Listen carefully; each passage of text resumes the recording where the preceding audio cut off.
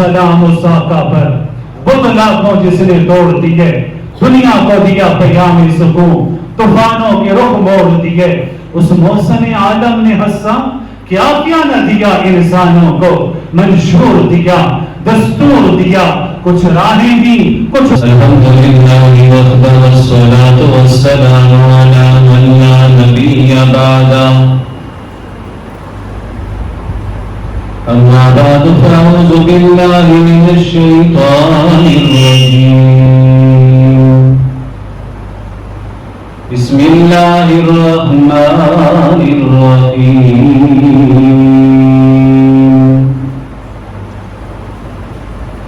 इन्ना नहनु नज़्ज़लना الذिक्र वइन्ना लहु लहाफ़िज़ून।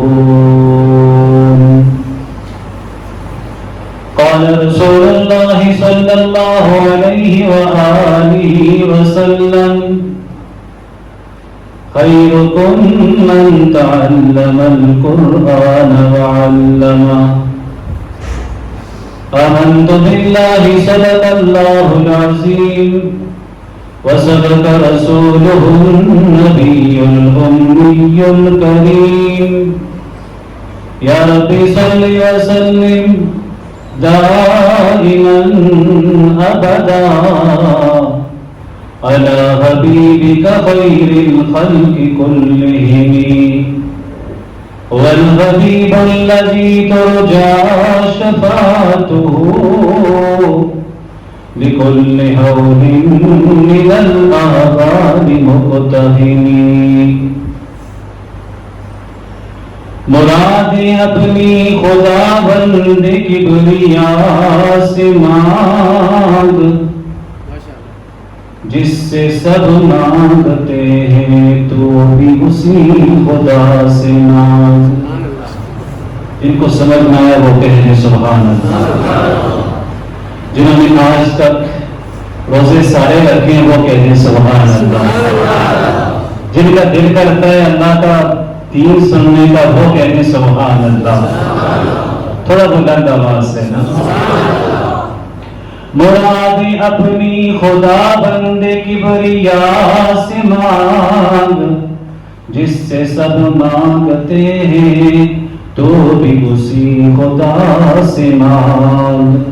तेरे भले घर अमल कोई भी नहीं तो मायूस न हो, बार बार मांग, मगर वसीला मुस्तफा से मांग। कह दीजिए ना सुभान अल्लाह। नामे मोहम्मद से खुशबू है वफा आती है, नामे मोहम्मद से खुशबू है वफा आती है। आपके रोजे से उम्मती उम्मती की सदा आती है। ए खुदा अब तो हमें भी ले चल मदीना की गलियों में।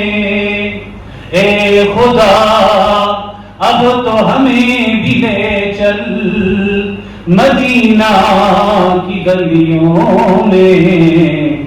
सुना है वहाँ सलाम के लिए रोज जन्नत से हवा आती है। जिंदगी जमीन के सीने में रह गई, जिंदगी जमीन के सीने में रह गई। जन्नत कलीस बनकर मदीने में रह गई। फूलों का हुस्न हज़रत यूसुफ को मिल गया और खुशबू मेरे मोहम्मद के पसीने में रह गई। एक बार मिलके दुरूद पाक पढ़ लीजिए।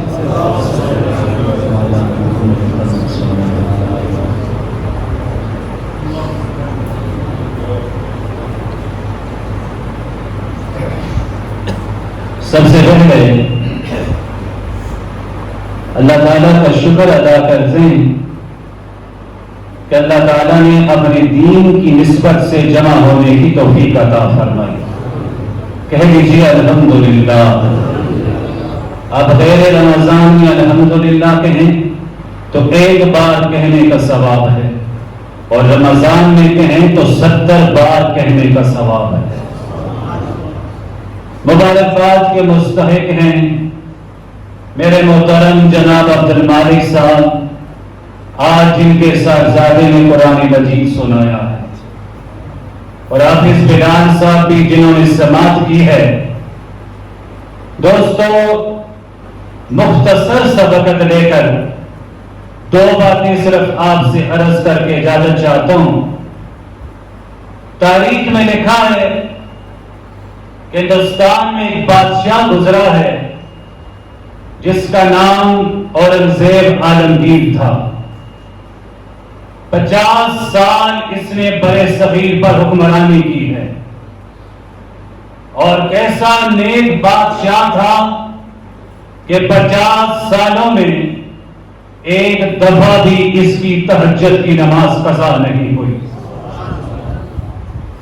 12,000 حدیثیں متن اور سند کے ساتھ اس بادشاہ کو زبانی یاد تھی. جب اس کے بیٹے نے قرآن یاد کیا تو اس نے اپنا سفیر بھیجا اپنے والد شاہ جان کے پاس کہ ابا جان سے جا کر کہیے آج میرے بیٹے آپ کے پوتے نے اللہ کا قرآن یاد کر لیا ہے. شاہجہاں کو جا کر بادشاہ کے سفیر نے پیغام دیا، نمائندے نے پیغام دیا. شاہجہاں نے سنا، زیادہ خوش نہ ہوا، کہنے لگا اچھا ہے، خوشی کی بات ہے، لیکن کیا کروں، کل تاج مجھے تو نہیں پہنایا جائے گا، تاج پہنایا جائے گا تو اورنگزیب عالمگیر کو پہنایا جائے گا. مجھے مبارکباد نہ دیجیے، مبارکباد کا مستحق تو اورنگزیب عالمگیر ہے جس کے بیٹے نے قرآن یاد کر لیا ہے. ایک جملہ کہنے کی اجازت دیجیے، اگر امتی قرآن یاد کرے، اس کے ماں باپ کو ایسا تاج پہنایا جائے جس کی روشنی حدیث کے مطابق سورج سے بھی زیادہ ہوگی، تو قرآن کے پہلے حافظ تو کالی کملی والے ہیں. قیامت کے دن ان کے ماں باپ کو رب کیسا تاج پہنائے گا. جب حضور سامنے آئیں گے، حضور کے سر پر بھی تاج رکھا جائے گا. مجھے جملہ کہنے دیجیے، وہ سر کیسا لگے گا، وہ چہرہ کیسا لگے گا، اور سر پر تاج کیسا لگے گا. تو ٹھیک ہے، لیجیے اس کو. شاہجہاں نے کہا ٹھیک ہے، لیکن میرے بیٹے نے تو قرآن یاد نہیں کیا. بات شاہجہاں کے دل پر شاہجہاں کی بات اورنگزیب کے دل پر جا کر لگی. اورنگزیب دن کو بادشاہی کرتا ہے اور رات کو تکمیل قرآن کی تقریب میں آنے والوں تخت پر بیٹھ کر اللہ کا قرآن یاد کرتا ہے. 2 سال گزر گئے، رمضان کا مہینہ آیا، اورنگزیب نے پیغام بھیجا، ابا جان آئیے، آ کر شاہی مسجد میں آج نماز تراویح ادا کیجیے. اور یہ شاہی مسجد بھی کون سی مسجد ہے؟ جب اس کی سنگ بنیاد رکھنے کا وقت آیا تھا، میں تاریخ کی بات آپ سے کہہ رہا ہوں، شاہجہاں نے اعلان کیا تھا اس مسجد کی بنیاد ہر شخص نہ رکھے، وہ شخص آ کر اس مسجد کی بنیاد رکھے جس کی آج تک بالغ ہونے سے لے کر تہجد کی نماز نہ چھوٹی ہو. بڑے بڑے علماء موجود تھے، صلحاء موجود تھے، اتقیاء موجود تھے، ابرار موجود تھے، حفاظ قراء موجود تھے، کوئی بھی آگے نہ بڑھا تھا، شاہجہاں خود آگے بڑھا تھا اور آگے بڑھ کر شاہی مسجد کی بنیاد رکھی تھی اور جملہ کہا تھا الحمدللہ بالغ ہونے سے لے کر آج تک سفر ہو کے خضر میری تہجد کی نماز کبھی بھی نہیں چھوٹی ہے۔ میں تاریخ کا طالب علم ہوں، تاریخ آپ کے سامنے رکھ رہا ہوں، کوئی پیغام دینا چاہتا ہوں۔ اورنگزیب نے پیغام بھیجا، بادشاہ آیا، کہا کون قرآن مجید سنائے گا؟ کہا بادشاہ سلامت نے کہا ابا جان وقت تو ہونے دیجئے۔ جب وقت ہوا مصلی پر شاہجہاں نے دیکھا کون سا قاری آ رہا ہے، دیکھا تو آنے والا اورنگزیب عالمگیر ہے، مصلی پر کھڑا ہے، پہلا دن پہلا پارہ ختم، دوسرا دن آتا ہے، دوسرا پارہ ختم۔ شاہجہاں سمجھا دو پارے یاد ہوں گے، تیسرا دن آیا، تیسرا پارہ ختم، کرتے کرتے 29ویں کی رات آتی ہے، اورنگزیب پورا قرآن مکمل کر لیتا ہے۔ شاہجہاں آگے بڑھتا ہے، بیٹے کو سینے سے لگاتا ہے، ماتھا چومتا ہے، پیشانی پر بوسہ دیتا ہے، پھر بیٹے سے کہتا ہے ارے بیٹا مجھے بتا تو صحیح، دن کو تو حکمرانی کر رہا تھا، بادشاہی کر رہا تھا، مرہٹوں سے جنگ تھی، ہندوؤں سے جنگ تھی، سکھوں سے جنگ تھی، سازشیوں سے جنگ تھی، قرآن کب یاد کرتا تھا؟ اورنگزیب کہتا ہے ارے ابا جان آپ کیا کہتے ہیں، آپ کا پیغام جب مجھ تک پہنچا تھا میرے دل پر آ کر اثر کیا تھا، دل کو چیر کے رکھ دیا تھا، دل پر تیر کی طرح آ کر لگا تھا، دل کے دو ٹکڑے کر دیے تھے۔ پیغام کیا تھا؟ رب کی طرف سے رحمت کی صدا بن کر آیا تھا۔ پیغام کیا تھا؟ رب کی رحمت بن کر اترا تھا۔ پیغام کیا تھا؟ رب کی طرف سے میری مدد آ چکی تھی۔ ابا جان میں دن کو حکمرانی کرتا تھا، رات کو وضو کر کے تخت پر بیٹھ جاتا تھا، میں قرآن کھولتا تھا، کبھی سورۃ بقرہ یاد کر رہا ہوں، پہلا رکوع یاد کیا ہے، پھر میں نے کہا پتہ نہیں دوسرا یاد ہوتا ہے یا نہیں ہوتا، کرتے کرتے دوسرا رکوع یاد، پھر تیسرا یاد ہو گیا، چوتھا یاد ہو گیا۔ ارے ابا جان ادھر 2.25 سال مکمل ہوتے ہیں، ادھر اللہ کا قرآن سارا میرے سینے میں محفوظ ہو جاتا ہے۔ مصروفیت ہو، بادشاہت ہو، پھر قرآن یاد کیا جائے۔ کیا کہہ رہا ہوں آپ کو؟ شاہجہاں نے کہا بیٹا میرے بڑے عمل تو کوئی بھی نہیں، لیکن تو نے قرآن یاد کر لیا ہے، کل رب پوچھے گا شاہجہاں کیا لے کر آیا ہے؟ میں اپنی صحابت نہیں پیش کروں گا، تہجد کی سجدے نہیں پیش کروں گا، رات کو اٹھ کے رونا نہیں پیش کروں گا، داڑھی کے سفید بال نہیں پیش کروں گا۔ رب پوچھے گا کیا لے کر آیا ہے؟ اورنگزیب میں تجھے پکڑ کے پیش کروں گا، یا اللہ اور عمل کوئی بھی نہیں ہے، میں اپنے بیٹے کو قرآن کا حافظ بنا کے لایا ہوں، مجھے امید ہے کہ میرا رب مجھے معاف کر دے گا۔ اور ہاں یہ ٹھیک ہے کہ قرآن مجید جب یاد ہوتا ہے رب اس کی بڑی قدر کرتا ہے۔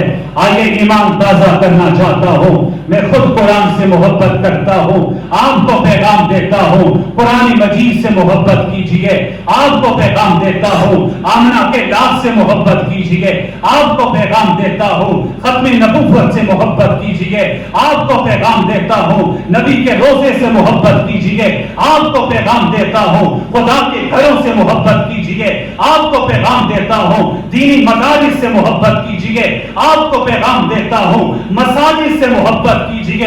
انشاءاللہ کفر مٹ جائے گا، انشاءاللہ کفر ٹکڑے ٹکڑے ہو جائے گا، انشاءاللہ کفر پاش پاش ہو جائے گا، لیکن انشاءاللہ وہ وقت آنے والا ہے، خانہ کعبہ دوبارہ آباد ہوگا انشاءاللہ۔ کہہ دیجئے انشاءاللہ، مل کر کہہ دیجئے انشاءاللہ، یا بلند آواز سے کہہ دیجئے انشاءاللہ۔ انشاءاللہ مسجد نبوی کی رونقیں بحال ہوں گی انشاءاللہ، انشاءاللہ خدا کے گھر کھلیں گے، قرآن کی تلاوتیں ہوگی، علماء پیدا ہوں گے، صلحاء پیدا ہوں گے، حفاظ پیدا ہوں گے، قراء پیدا ہوں گے۔ اور ایک جملہ دہرانا چاہتا ہوں دوستو، ہم سیاسی بعد میں ہیں، جماعتی بعد میں ہیں، نظریاتی بعد میں ہیں، سارے ہمارے رشتے بعد میں ہیں، حضور کے امتی ہم پہلے ہیں، حضور کے غلام ہم پہلے ہیں، ختم نبوت کے عاشق ہم پہلے، ہم پہلے انشاءاللہ۔ غلط کہہ رہا ہوں ٹھیک کہہ رہا ہوں؟ بولو بولو ایمان سے بولو، ہم حضور کے غلام جو پہلے ہیں وہ بولے ذرا، پہلے ہیں، ختم نبوت کے عاشق ہم، قرآن کے شیدائی، نبی سے ہمارا رشتہ، کلمے سے ہمارا رشتہ، قرآن سے ہمارا رشتہ پہلے ہے، سب کچھ بعد میں ہے۔ میں غازی علم الدین شہید کی قبر پر گیا تھا، میں وہاں پر جب کھڑا ہوا تھا، اکتوبر 1929 کی تاریخ مجھے یاد آ رہی ہے۔ غازی علم الدین شہید کون تھا، کہاں کا رہنے والا تھا؟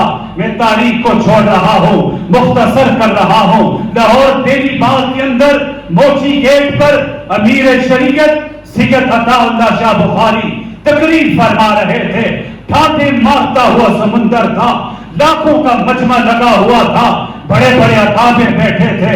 راجپال نے گستاخی کی تھی، میرے نبی کا کارٹون چھاپ دیا تھا، یہ مستری کا بیٹا تھا، ترخان کا بیٹا تھا، یہ اوزار لینے نکلا تھا، اس کے پاس اوزار موجود تھے۔ شاہ جی کی تقریر کو سنتا ہے، اور شاہ جی بھی تو شاہ جی تھے۔ ڈمڈم جیل کے اندر جب شاہ جی کو پابند سلاسل کیا گیا تھا، شاہ جی کو جب سلاخوں کے پیچھے رکھا گیا تھا، رات کا وقت تھا، ادھر شاہ جی چکی پیس رہے تھے، ادھر شاہ جی کی زبان پر اللہ کا قرآن جاری تھا۔ ہاں، جب نبی کا امتی ہو، نبی کا عاشق ہو، نبی کا دیوانہ ہو، نبی کا پروانہ ہو، نبی کا مستانہ ہو، نبی کا شیدائی ہو، نبی کا فدائی ہو، نبی کا جان لیوا ہو، جب وہ قرآن پڑھا کرتا ہے تو قرآن اثر دکھایا کرتا ہے۔ شاہ جی ادھر چکی پیس رہے ہیں، ادھر شاہ جی کی زبان پر سورہ یوسف جاری ہے۔ شاہ جی دیکھتے ہیں، اتنے میں جیل کے دروازے پر دستک ہوتی ہے، شاہ جی تلاوت روکتے ہیں، دروازہ کھولتے ہیں، ہندو سپرنٹینڈنٹ کھڑا ہے، آنکھوں سے آنسو جاری ہیں، نبی کا کلمہ نہیں پڑھا ہے، قرآن کو نہیں جانتا ہے، نبی کو نہیں جانتا ہے، عربی کا پتہ نہیں ہے، نبی کا پتہ نہیں ہے، قرآنی فصاحت کا پتہ نہیں ہے، قرآنی بلاغت کا پتہ نہیں ہے، آ کر کہتا ہے، ارے شاہ جی ہاتھ چھوڑ کر کہتا ہوں بس کر دیجیے اور قرآن نہ پڑھیے۔ شاہ جی نے کہا، ارے ہندو لالا، میں اپنی کتاب پڑھ رہا ہوں، اپنا قرآن پڑھ رہا ہوں، نبی پر اترا ہوا کلام پڑھ رہا ہوں، تم کیوں روک رہے ہو؟ کہ شاہ جی ادھر آپ قرآن پڑھ رہے ہیں، ادھر قرآن جا کر میرے دل پر اثر کر رہا ہے، میرے دل کو چیر رہا ہے، میرے دل کو زخمی کر رہا ہے۔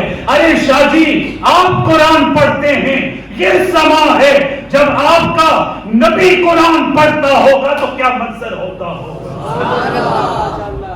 کیا کہہ رہا ہوں آپ سے، نبی جب قرآن پڑھتے ہوں گے، سبحان اللہ، جب حضور کہتے ہوں گے یا ایھا المزمل، جب حضور کہتے ہوں گے والضحیٰ، جب حضور کہتے ہوں گے وما ارسلناک الا رحمتا للعالمین، جب حضور پڑھتے ہوں گے ما کان محمد ابا احد من رجالکم ولکن رسول اللہ وخاتم النبیین وکان اللہ بکل شیء علیما۔ میرے نبی قرآن پڑھ رہے تھے۔ آخری دو باتیں کہہ کر اجازت چاہتا ہوں۔ فجر کی نماز کا وقت تھا، حضور حرم میں کھڑے تھے، امامت فرما رہے تھے۔ پیچھے کون کھڑے تھے؟ صدیق اکبر کھڑے تھے، فاروق اعظم کھڑے تھے، عثمان غنی کھڑے تھے، علی مرتضیٰ کھڑے تھے، حضرت عباس کھڑے تھے، دیگر صحابہ کھڑے تھے۔ پیچھے کون کھڑے تھے؟ بلال حبشی کھڑے تھے۔ کیا کہنا بلال کے مقدر کا؟ بلال جب سجدہ کیا کرتے تھے، جہاں پر نبی کا قدم لگا کرتے تھے، وہاں پر بلال کا سر جا کر لگا کرتا تھا. بلال جب سجدہ کیا کرتے تھے, اور ایک جملہ کہنا چاہتا ہوں, بلال جب اذان دیا کرتے تھے, مؤذن کے لیے حکم ہے تو جب اذان دے تو چہرہ قبلے کی طرف ہونا چاہیے, سینہ قبلے کی طرف ہونا چاہیے. بلال کے لیے حکم تھا, بلال جب تو توحید کی گواہی دے تو چہرہ بھی قبلے کی طرف, سینہ بھی قبلے کی طرف, لیکن جب رسالت کی گواہی دے تو بلال سینہ قبلے کی طرف ہونا چاہیے اور تیرا چہرہ میرے چہرے کی طرف ہونا چاہیے. تو نے مجھے دیکھ کر کہنا ہے اشہد ان محمد رسول اللہ, اشہد ان محمد رسول اللہ. کیا مقدر پایا تھا اس کالے رنگ والے بلال نے, اس حبشے کے بلال نے, اس گنگریالے والوں والے بلال نے کیا مقدر پایا تھا. بلال جب کہتے ہوں گے اشہد ان محمد رسول اللہ تو ٹھہر ٹھہر کر کہتے ہوں گے, کبھی نبی کے گالوں کو دیکھتے ہوں گے, کبھی نبی کی داڑھی کو دیکھتے ہوں گے, کبھی نبی کی زلفوں کو دیکھتے ہوں گے, کبھی نبی کی آنکھوں کو دیکھتے ہوں گے, کبھی نبی کے لبوں کو دیکھتے ہوں گے, کبھی نبی کے گالوں کو دیکھتے ہوں گے. جبرائیل امین سے میرے نبی نے پوچھا تھا, جبرائیل تو سارے نبیوں کے پاس وہی لے کر آیا ہے, تو آدم صفی اللہ کے پاس بھی آیا ہے, نوح نجی اللہ کے پاس بھی آیا ہے, ابراہیم خلیل اللہ کے پاس بھی آیا ہے, اسماعیل ذبیح اللہ کے پاس بھی آیا ہے, یوسف صدیق اللہ کے پاس بھی آیا ہے, داؤد خلیفۃ اللہ کے پاس بھی آیا ہے, موسیٰ کلیم اللہ کے پاس بھی آیا ہے, عیسیٰ روح اللہ کے پاس بھی آیا ہے. کیف وجدتنی, مجھ کو کیسا پایا ہے. جبرائیل امین نے کہا آقا کیا سوال کر دیا ہے, اپنے بارے میں پوچھتے ہیں.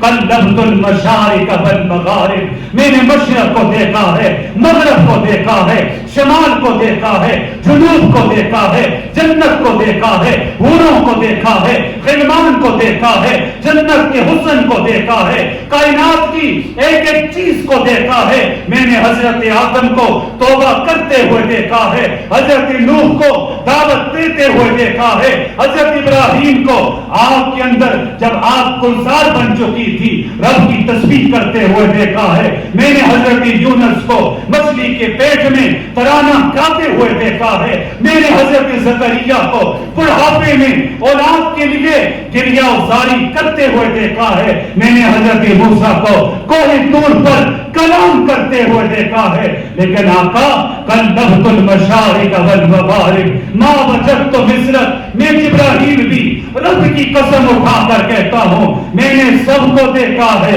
پر محمد تیرا جیسا حسن کہیں پر نہیں دیکھا. سر سے لے کر پاؤں تک تنویر ہی تنویر ہے, جیسے منہ سے بولتا قرآن وہ تقریر ہے. سوچتی ہے دنیا دل میں حسن مصطفیٰ کو دیکھ کر, وہ مصور کیسا ہوگا محمد جس کی تصویر ہے. کہو صلی اللہ, آج درود نہیں پڑھا گیا, صلی اللہ اور بلند آواز سے. غازی الدین شہید نے تقریر سنی.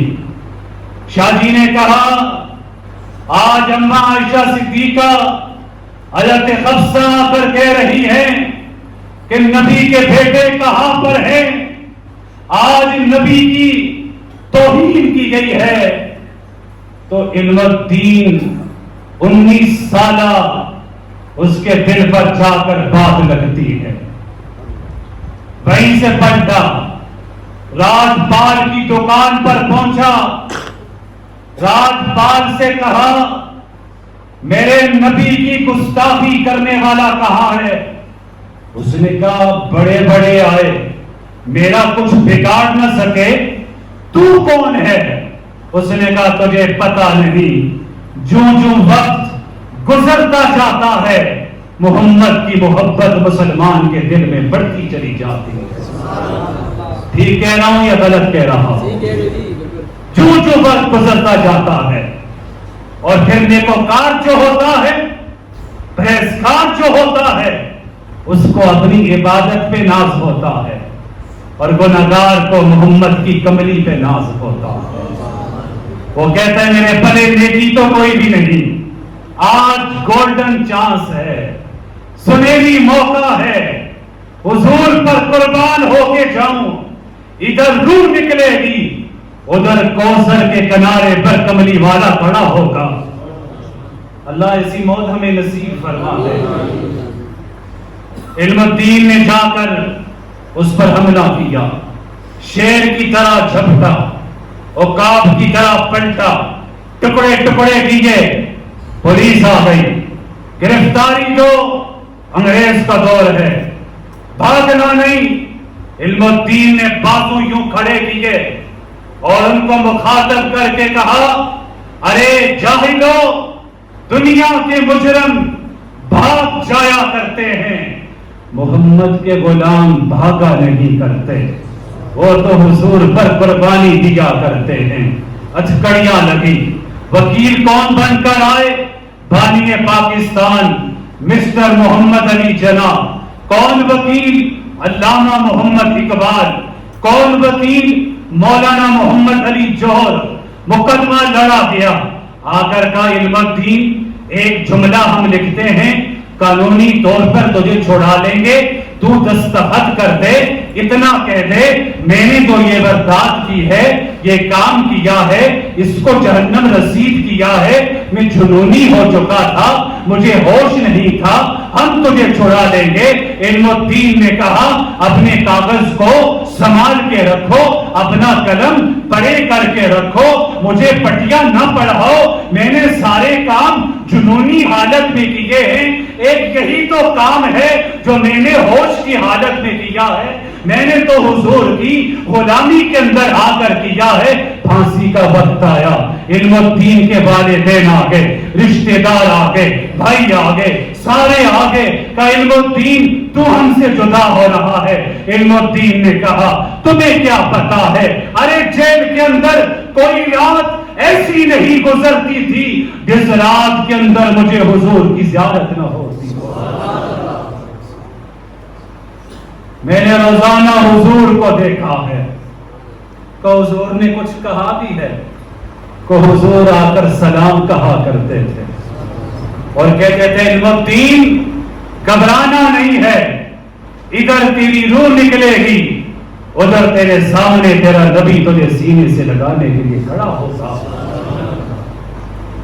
علم الدین پھانسی کے پھندے پر, گھر والے کا علم الدین پھندے سے ڈر تو لگتا ہوگا. کہ کیا کہتے ہو, یہ تو ایک جان ہے, ہزاروں جانیں ہوں, حضور کی جوتی پر قربان کرتا چلا جاؤ. لٹکایا گیا, پھانسی دی گئی. پھانسی کیسے دوستو, کیا سناؤں آپ کو میں, وقت نہیں ہے. جلاد آگے بڑھو, کہ پھندا ڈالنا چاہتا ہوں. علم الدین نے کہا نو پرمیشن, تم نے پھندا نہیں ڈالنا. کپڑا چہرے پر, کہا نہیں. کہا کیوں؟ کہا میں دنیا کو بتانا چاہتا ہوں حضور کے غلام اپنے گلے میں پھندا پھندا سمجھ کر نہیں ڈالا کرتے, پھولوں کا ہاتھ سمجھ کر ڈالا کرتے ہیں.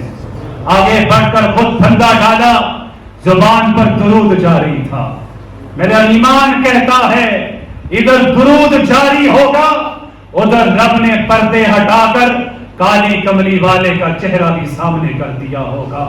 علم الدین کو پھانسی دی گئی, شہادت ہوئی. جیل کے اندر علم الدین کی لاش کو میاں والی جیل کے اندر امانتاً دفن کیا گیا. 21 دن وہاں پر آپ کی لاش مبارک دفن کر کے امانتاً رکھی گئی. 21 دن کے بعد لوگوں کا جمع غفیر آیا, ہمیں عاشق رسول کی لاش مبارک چاہیے. انگریز سرکار مجبور ہوئی, لاش دینے لگے.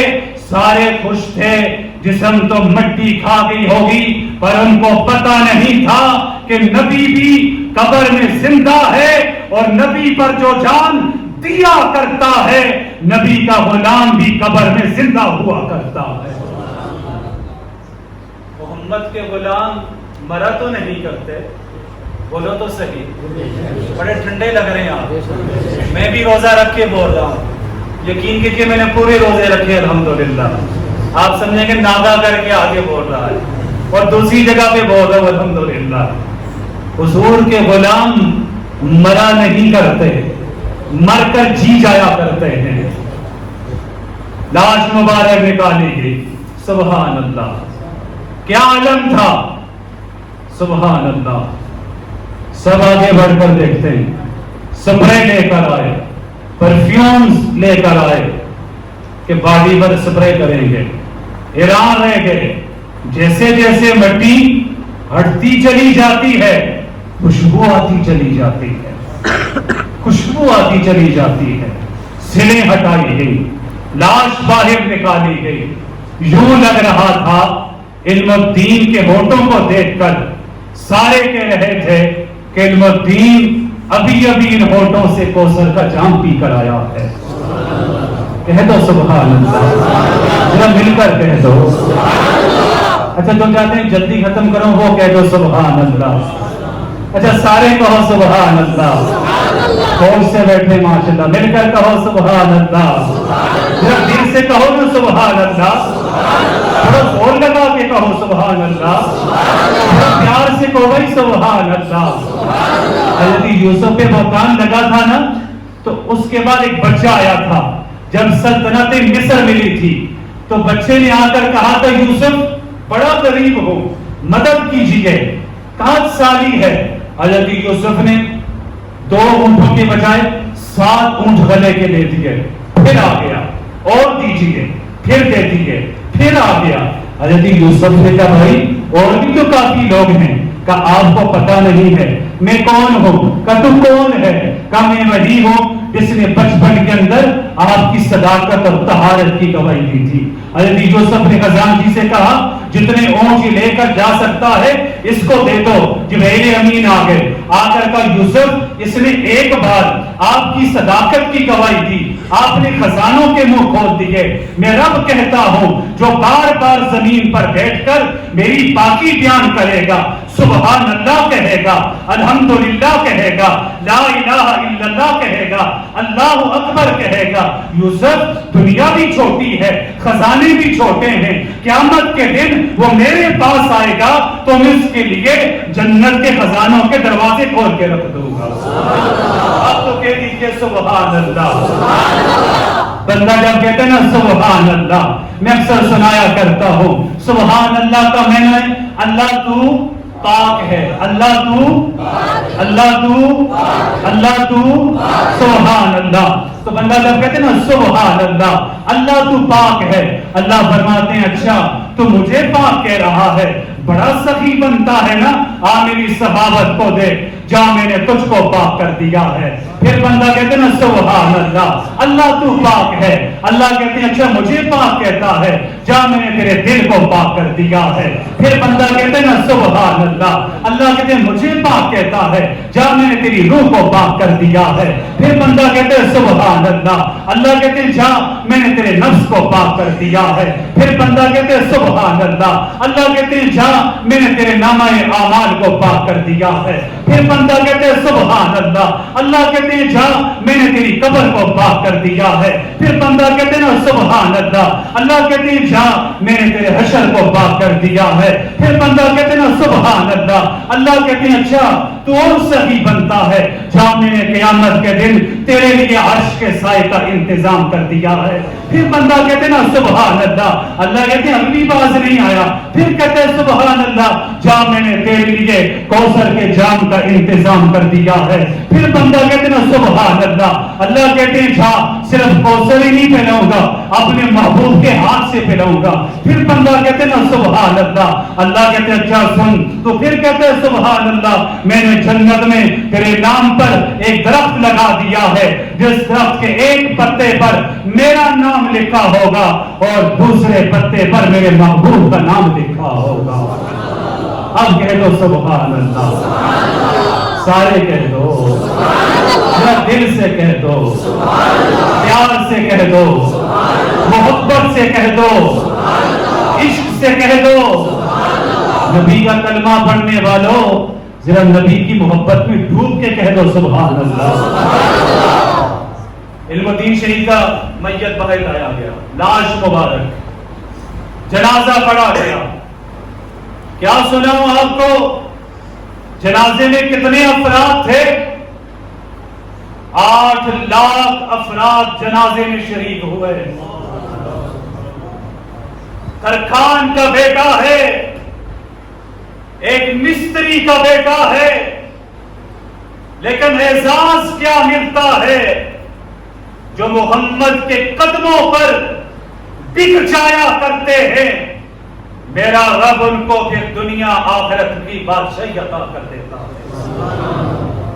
8 لاکھ افراد جنازے میں شریک، میانی شریف میں قبر بنائی گئی، انسانوں کا ٹھاٹے مارتا ہوا سمندر جب اتارا گیا تو قبر کی مٹی سے بھی جنت کی خوشبو آ رہی تھی، لیکن میں کہتا ہوں وہ جنت کی خوشبو نہیں تھی، وہ غازی الدین کی قبر سے حضور کی محبت کی خوشبو آ رہی تھی، حضور کے عشق کی خوشبو آ رہی تھی، حضور کی غلامی کی خوشبو آ رہی تھی۔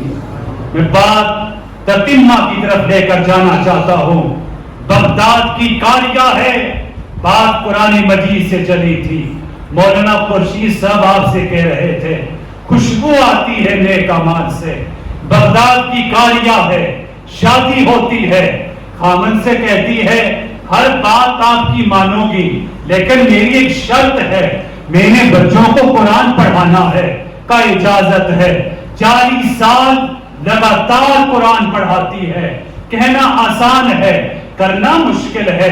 40 سال قرآن پڑھایا، وفات کا وقت آتا ہے، اپنے خامن کو بلا کر کہتی ہے یہ میرا زیور ہے، اس میں سے تھوڑا سا زیور نکال کر اس فلاں کفن چور کو دے کر آ جائیے۔ خامن کہتا ہے ارے کفن چور کو کیوں؟ کہ مجھے پتا ہے جو بھی مردہ کفن ہوتا ہے یہ کفن چور ہمارے علاقے کا جا کر اس کا کفن اتار کر لے کر آ جاتا ہے، لیکن میں چاہتی ہوں اس کو زیادہ قیمت دے دوں تاکہ میرا کفن نہ اتارے۔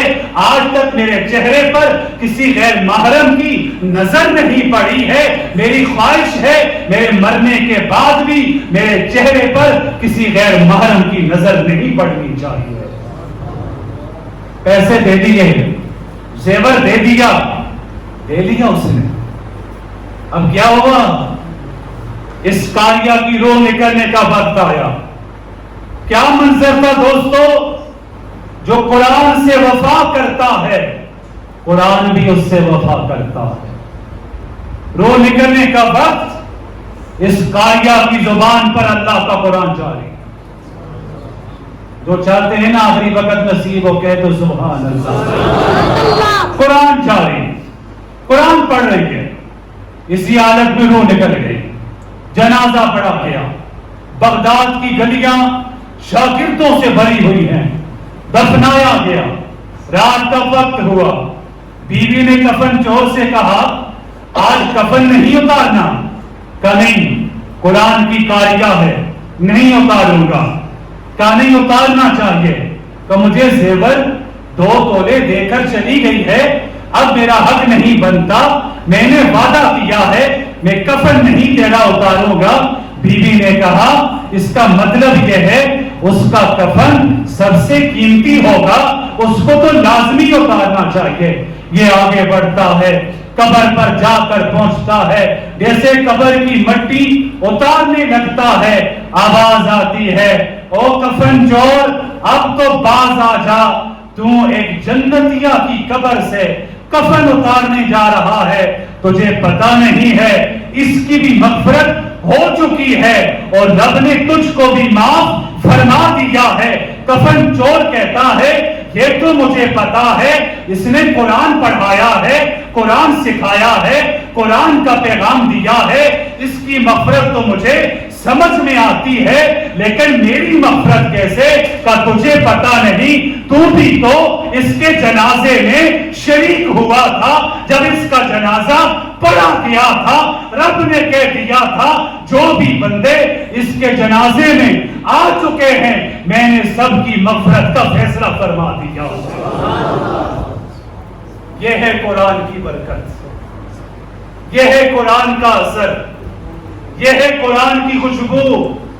آئیے آخری درخواست کر رہا ہوں، اللہ سے مانگ کے جائیے، انشاءاللہ اپنے گھر سے ایک بچے کو قرآن کا حافظ بنائیں گے۔ ہاتھ اٹھا دیجیے. جن کی شادیاں نہیں وہ بھی اٹھا لیں, شادی ہو جائے گی انشاءاللہ. ایک بچے کو قرآن کا حافظ بنائیں گے انشاءاللہ. آپ کی قبروں سے بھی خوشبو آئے گی انشاءاللہ. آپ کے گھروں سے بھی خوشبو آئے گی انشاءاللہ. موڑ دیے اب تو جاتے ہیں میں قطع سے میل, پھر ملیں گے اگر خدا لایا. وآخر الدعوانا ان الحمدللہ رب العالمین.